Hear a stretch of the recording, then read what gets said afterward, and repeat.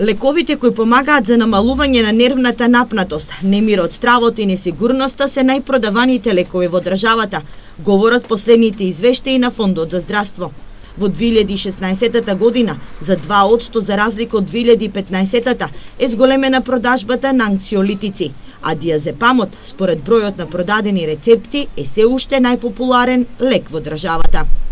Зошто диазепамот е најпродаваниот лек во државата? За нервоза. Друго ништо.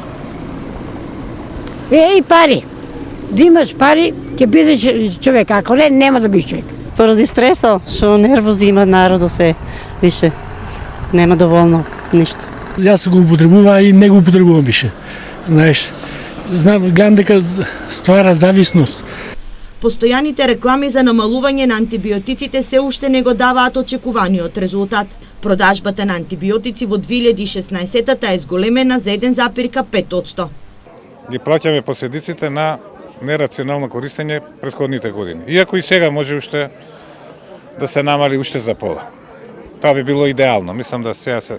Значи, рачунајте дека се препишувале антибиотици 4 пати повеќе од колку што е потребно. Денеска може да кажеме грубо дека се препишуваат пола повеќе од колку што е потребно пред се за акутни респираторни инфекции кои се вирусни или се бактериски да проаѓаат сами. Би прошле сами без антибиотици.